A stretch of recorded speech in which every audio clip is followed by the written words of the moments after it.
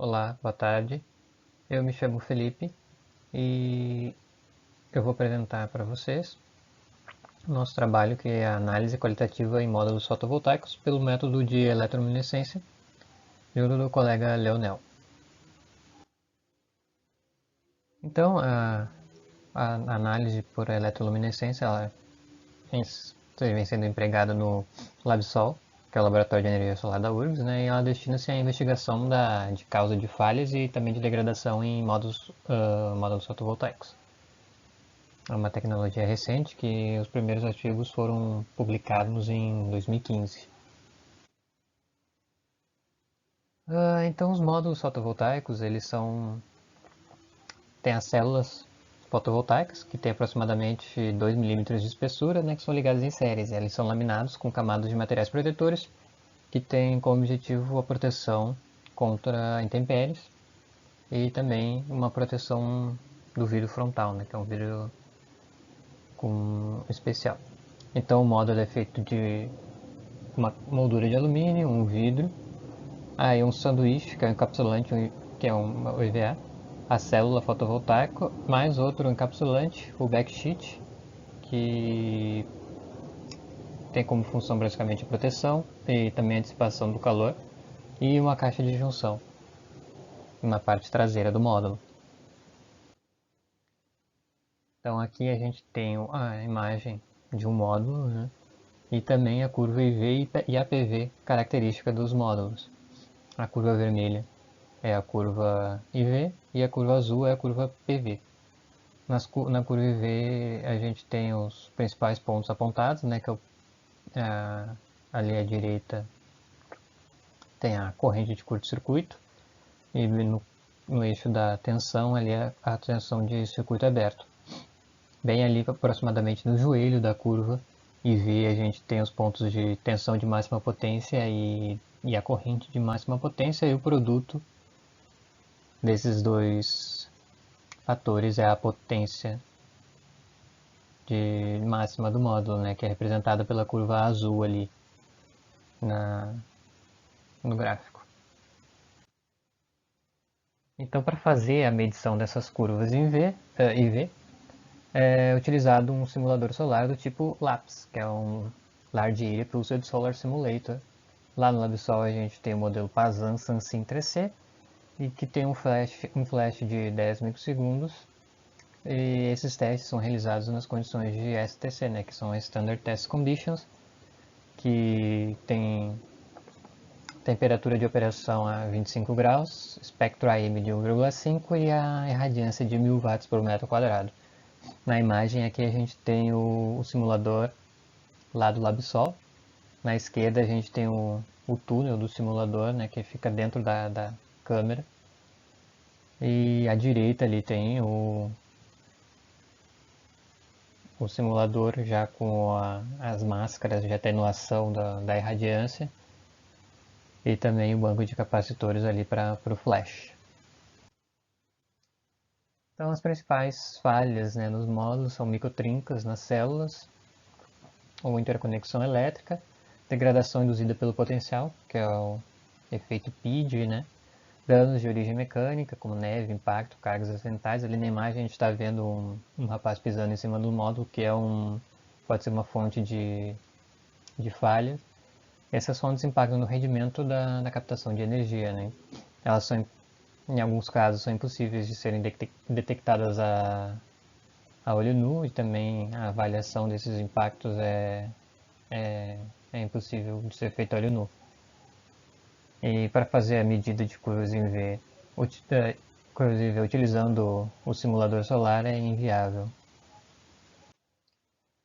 Então, o método de eletroluminescência é o seguinte, né? Então, os módulos devem ser, né, polarizados com corrente próxima do ISC, e parte de cada célula que é percorrida pela corrente elétrica emite uma radiação com um comprimento de onda na faixa do infravermelho. Um comprimento de onda na ordem de 800 a 1150 nanômetros. Então a célula danificada, ela não tem corrente fluindo por ela, ela não emite radiação infravermelho. Então esse ensaio ele é realizado em um ambiente com ausência de luz e a temperatura controlada. No caso aqui do LabSol, a gente faz o ensaio no interior do túnel do simulador solar. No caso também do LabSol, as imagens obtidas são obtidas, né, com uma câmera fotográfica digital com o filtro de infravermelho removido. Então, o fenômeno de eletroluminescência ele pode ser considerado tanto elétrico quanto óptico. Isso ocorre devido à recombinação radiativa de lacunas e elétrons na junção PN da célula de silício. E o método de eletroluminescência é um método adotado para análise de falhas qualitativas em módulos fotovoltaicos.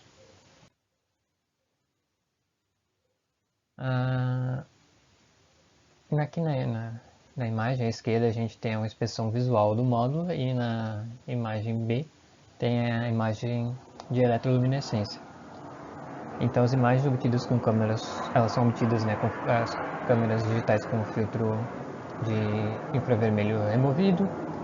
Elas devem ser obtidas no escuro e permite a análise qualitativa do módulo fotovoltaico, né? Em 2020, o LabSol, o PPGen, na verdade, teve 2 dissertações publicadas sobre utilizando a metodologia de eletroluminescência, né, para realizar a caracterização dos módulos. Então tem uma norma específica para realização dos ensaios, né? E aqui estão elencados os principais fatores que são considerados, que é a infraestrutura, procedimento e análise das imagens. E a gente acrescentou aqui um comparativo entre as curvas IV de um módulo que a gente tinha a curva IV já medida dele e ele sofreu um acidente e a gente mediu a curva IV. A gente não mediu para esse trabalho propriamente dito, ele já tinha sido feito em um outro trabalho e a gente só está apresentando aqui para os colegas. Então, começando com a infraestrutura, a captura das imagens, né, depende da utilização de captores sensíveis ao comprimento de onda da emissão vinda das células. Então, o ensaio deve ser feito numa área escura, com temperaturas entre 20 e 30 graus. A imagem é que a gente tem o modelo da câmera que é utilizado lá no LabSol, o procedimento que foi feito para a retirada do filtro de infravermelho e também o esquema, né, do túnel do simulador solar que a gente usa no LabSol para fazer o ensaio de eletroluminescência. Então a câmera fica bem de frente para o módulo ali, que fica preso numa estrutura no final do túnel do simulador. Então, detectores de fotodiodo à base de arseneto de índio, galho e germânio são largamente utilizados para a captura dessas imagens. Porém, os sensores CCD, que são dispositivos de carga acoplado das câmeras convencionais à base de silício, também são sensíveis ao comprimento de onda emitido pelas células. Aqui no gráfico a gente consegue ver que, apesar da eficiência dos sensores CCD ser menor já naquela faixa de comprimento de ondas de 850 a 1150 nanômetros, ela ainda é capaz de captar a emissão de radiação, né? E a principal vantagem de usar os sensores CCD é o baixo custo comparado com os sensores de arseneto índio-galho, que tem valores bem mais elevados. Então aqui já vou apresentar a estrutura para a realização do ensaio. Boa tarde. Então aqui a gente tem um módulo de fotovoltaico de 260 watts e 60 células. E aparentemente, nessa primeira inspeção visual que a gente faz é que ele está sem nenhum problema, não apresenta nenhuma célula com dano. Então a gente faz a análise de eletroluminescência para tentar identificar alguma trinca que não é visível ao olho nu. Então para isso a gente utiliza aqui essa estrutura que fica no interior do simulador solar. Depois a gente apaga essa luz aqui para a gente poder fazer o ensaio. Então o módulo ele fica conectado aqui embaixo nos conectores com essa nossa fonte de reação aqui que a gente vai usar para polarizar o módulo e poder fazer o ensaio. Agora o módulo já está polarizado. A gente vem aqui, desliga a luz, fecha a porta e é isso.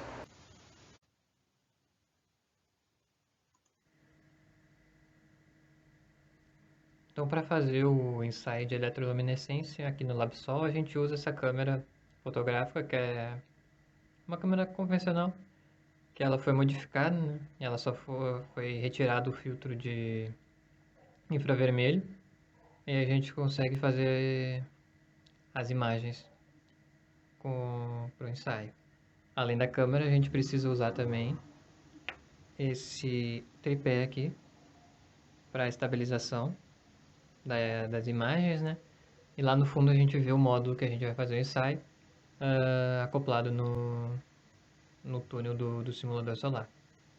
Então ali a gente apaga as luzes, polariza o módulo e consegue fazer o ensaio.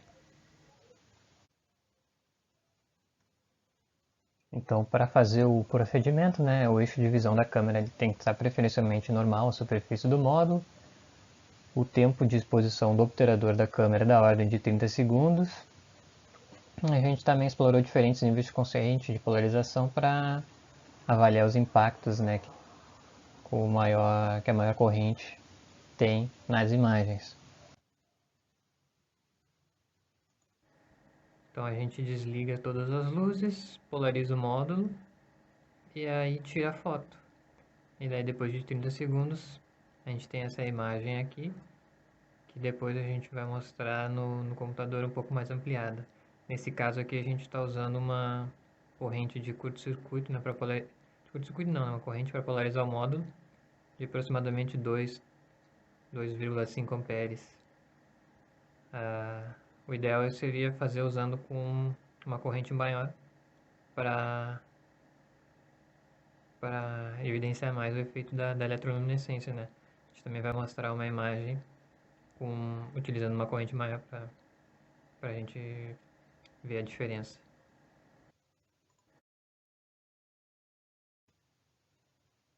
Então, análise das imagens. Então, as regiões claras indicam a passagem de corrente e as regiões escuras significa que a corrente está bloqueada, então existe algum dano na célula. Nesse caso aqui, a gente tem um módulo na imagem A, com a inspeção a olho nu, e na imagem B com uma análise de eletroluminescência, né? Então, nas condições normais, que são indicadas no datasheet do módulo, né? A potência nominal do módulo é de 260 watts e os resultados obtidos no simulador só foram de 234 watts. A tensão de máxima potência de 30 volts e o resultado obtido foi de 29,3. A corrente de máxima potência de 8,6 amperes e o resultado obtido de 8 amperes. A tensão de circuito aberto, que é o VOC, de 39 volts e o obtido foi de 37,5. E a corrente de curto-circuito, que é o ISC, a nominal é de 9,3 amperes e a obtida foi de 9 amperes.